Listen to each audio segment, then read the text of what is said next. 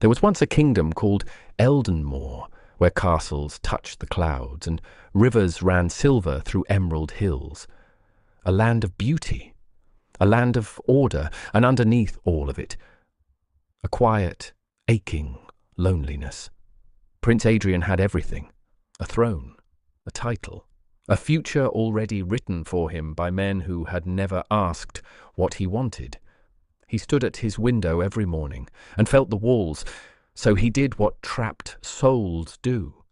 He shed his crown, wrapped himself in a plain dark cloak, and slipped out, not into the world of kings, but into the world of people. The lower town was loud, imperfect, alive.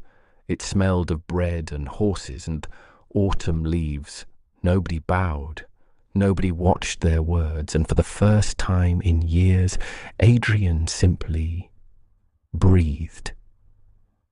That is when he saw her, a young woman on her knees on cobblestones, gathering apples that nobody else had bothered to stop for. She didn't call for help. She didn't wait for it. She simply got to work, because that was who she was. He dismounted before he thought about it, crouched beside her, picked up an apple. She told him she didn't need help. He said he knew, and he helped her anyway. It was the most honest conversation he'd had in years, and then she looked at him. Not at the prince, not at the title hidden beneath the cloak, at him, just him. And something nameless shifted in both of them, like a door, long rusted shut, nudged quietly open.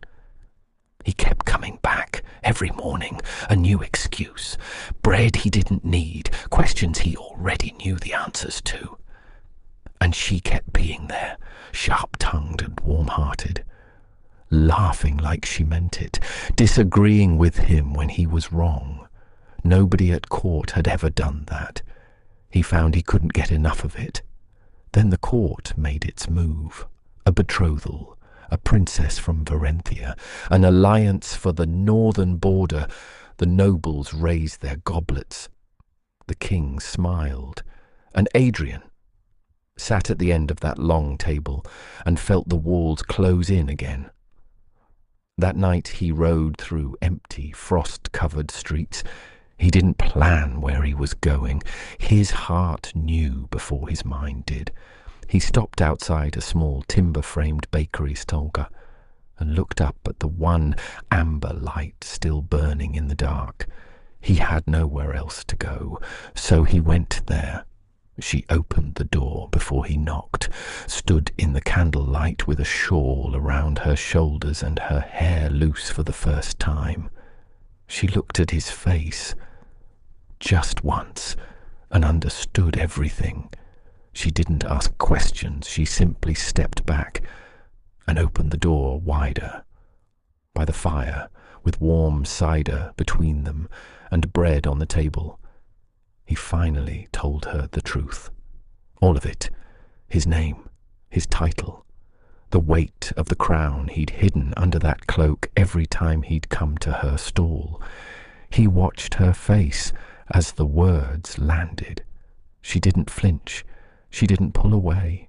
She went very still, the way still water goes still before it shows you your own reflection. And when he finished, she said two words that broke him open completely. I know. He crossed the room and knelt before her.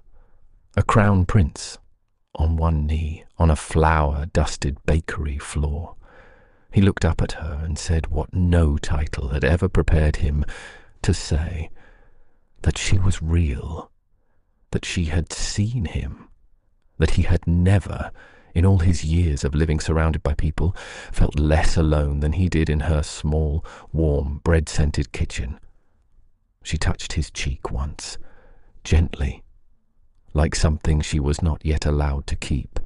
He stood before his father, not with anger, not with argument, just with the quiet certainty of a man who had finally decided who he was. The history books would call it unconventional.